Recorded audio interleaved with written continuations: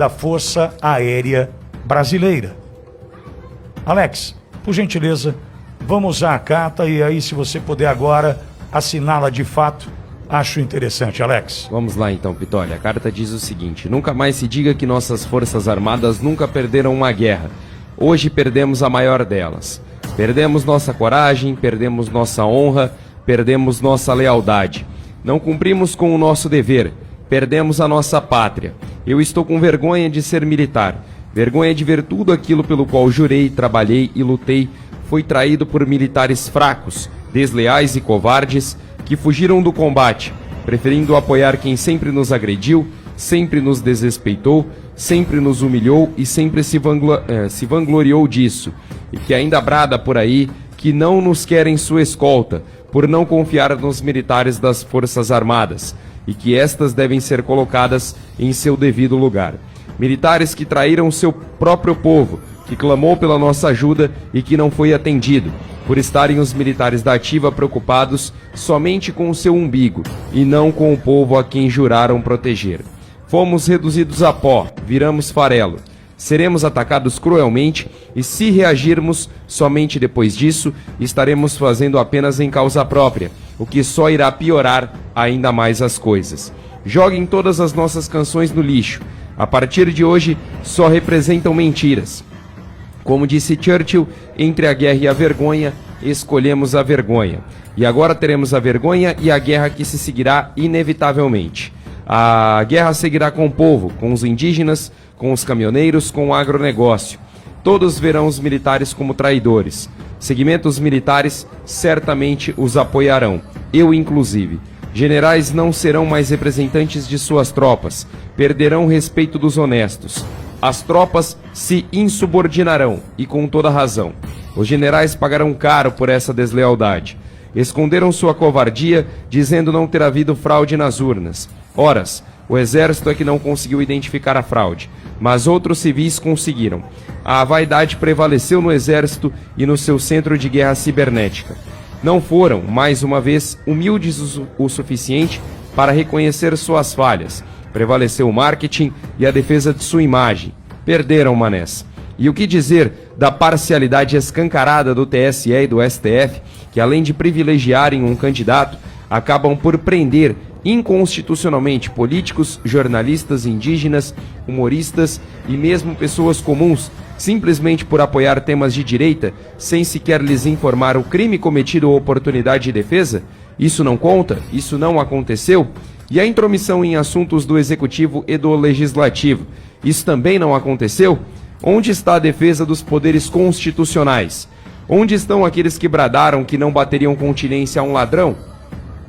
Será que os generais são incapazes de enxergar que, validando esta eleição, mesmo com o descumprimento de ordem de entrega dos códigos-fonte, valida-se também esse mesmo método, não só para todas as próximas eleições, para o que quer que seja, perpetuando a bandidagem no poder, assim como corrompendo futuros plebiscitos e decisões populares para aprovar, reprovar qualquer grande projeto de interesse da criminalidade? Não haverá mais eleições honestas. A bandidagem governará impune e as Forças Armadas, assim como já ocorre com a Polícia Federal, serão vistas como cães de guarda que asseguram o governo ditatorial. O povo nunca perdoou os traidores nem os burros, não vai ser agora que irão. Ah, sim, generais, entrarão para a história, pela mesma porta que entrou Calabar. Que vergonha. Assina essa carta atribuída ao brigadeiro Eduardo Serra Negra Camerini. Pitoli. Fala, Cláudio. Alexandre, esse texto aí, atribuído ao brigadeiro, mesmo que não fosse, seja apócrifo, o conteúdo dele nos interessa. E eu acho que ele fala por milhões de nós. Eu sinto vergonha, eu sou filho de um militar. Eu fui criado em casa para respeitar a regra. E como adolescente, como jovem, eu briguei muito com meu pai. Porque eu não aceitava várias imposições que a regra dava. Porque o jovem, ele é indisciplinado, ele não gosta de hierarquia, ele não gosta de subordinação. O jovem acha que ele é o dono de tudo. E eu criticava muito meu pai. E ao longo dos anos eu fui entendendo que disciplina é liberdade, como disse o Renato Russo. A disciplina permite as coisas funcionarem. Entendi o que é o confronto no momento de perturbação, de bagunça, de agito, que tem que ter uma ordem unida e não pode questionar a superior. E eu vejo a Constituição. E na Constituição, nós temos lá, no artigo 136, nós temos um título, que é o título 5º da Constituição, que fala da defesa do Estado e das instituições democráticas.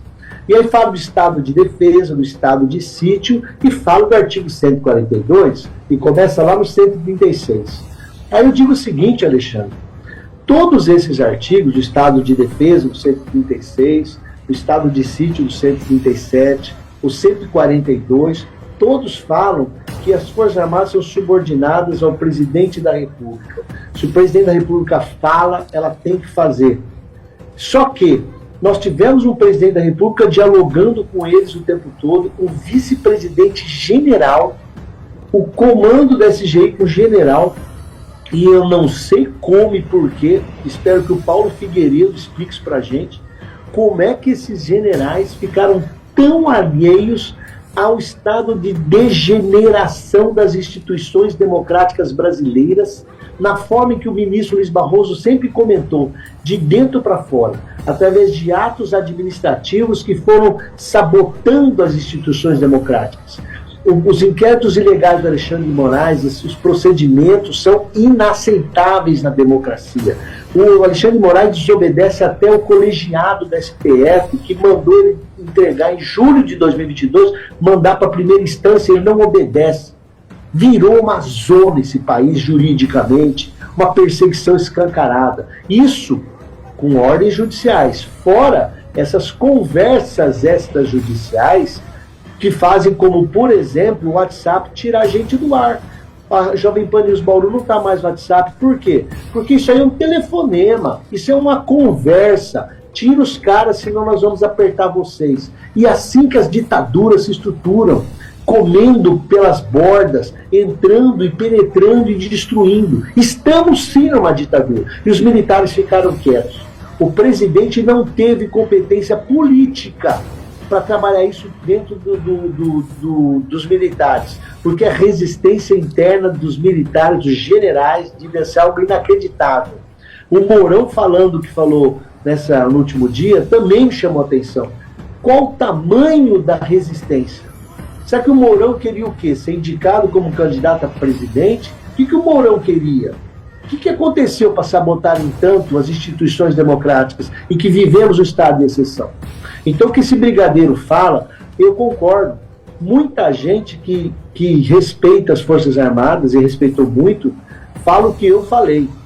Que de verde e amarelo, a gente percebeu em dezembro que estavam todos amarelos.